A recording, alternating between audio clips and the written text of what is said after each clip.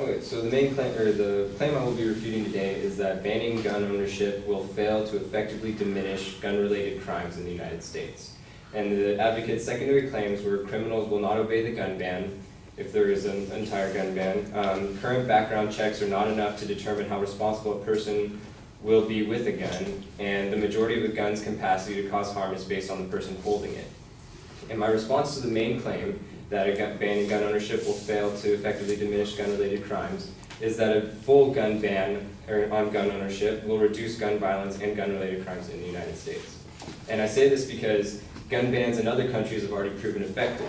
According to, like in countries, for instance, like Australia.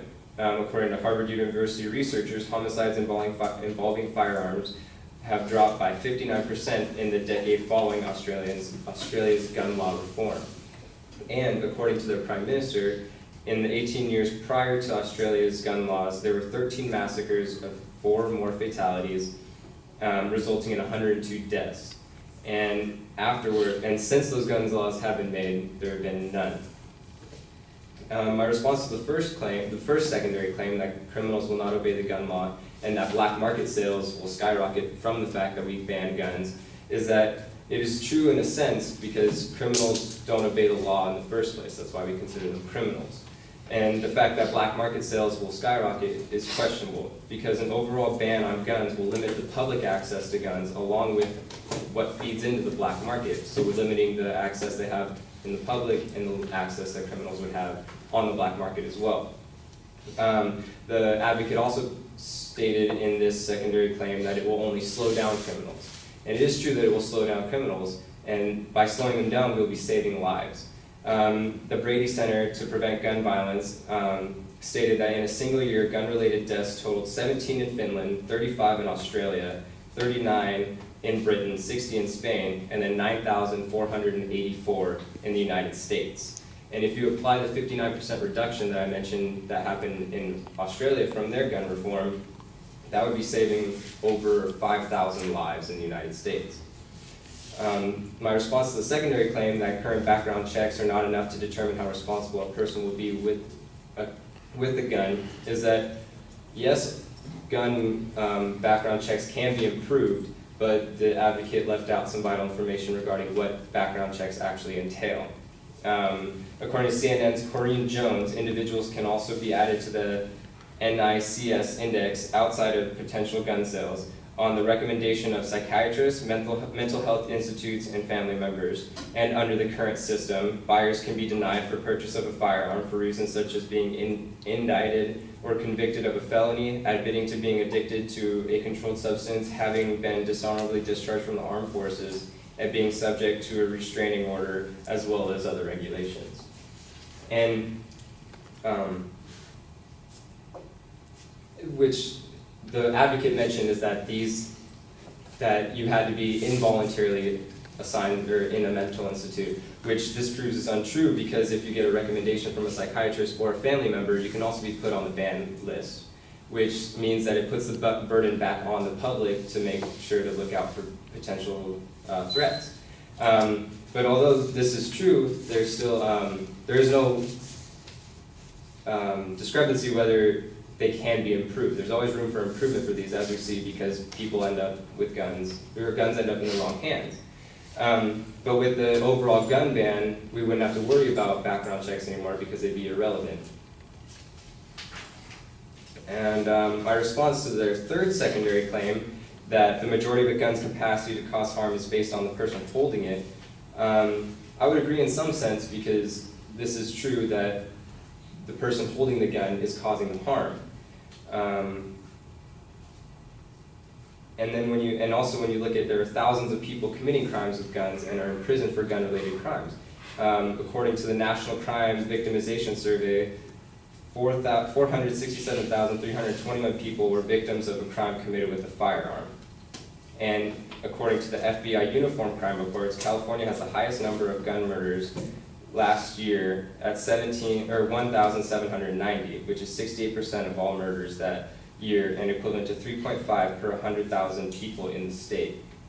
So living in California, we understand this even more so with these numbers being so high. is that we need to take the guns away from these people, and the overall gun ban will help to do that.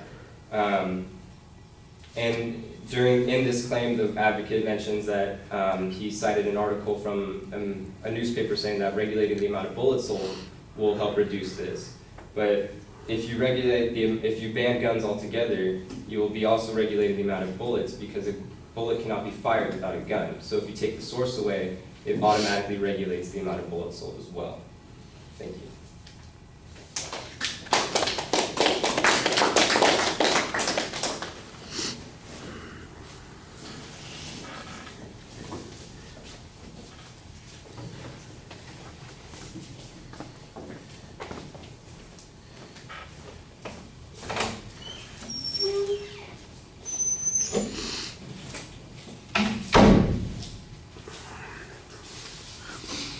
All right, organizationally, I thought everything was fine. I like the counterclaim that you make at the beginning before you get to the secondary points, showing how these kinds of laws would work and can be effective.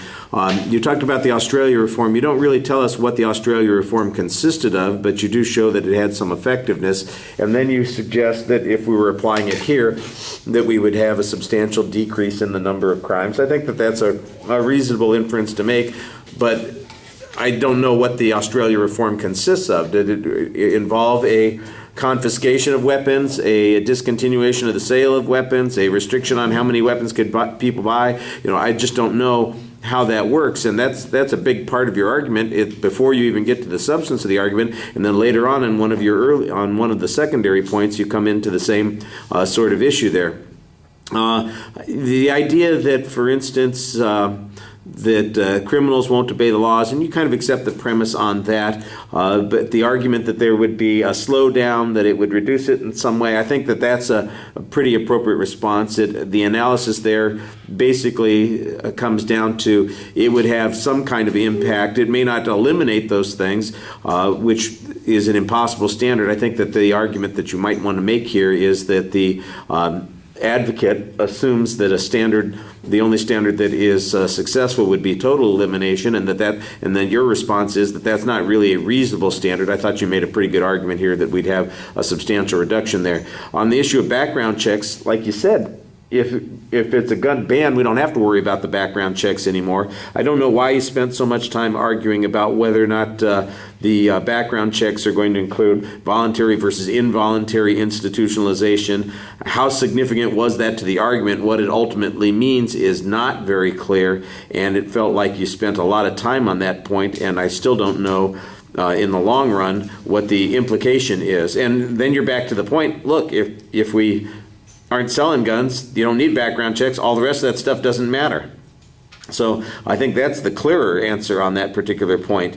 And then on the last point, you come back to basically the bullet regulation thing. I don't know how that ties into anything. You know what? I think I'd have thought of, I was just thinking this week, did you guys see that 3D printer gun that people talking about? I think there's a potential argument here that the advocate could be making, if this was a debate, that the idea that we'd ever be able to have a ban on guns is really kind of ridiculous. And I think what your argument would be is that we could limit the access to guns to particular kinds of criminals. Maybe that would be a good way to go with it. All right, thank you.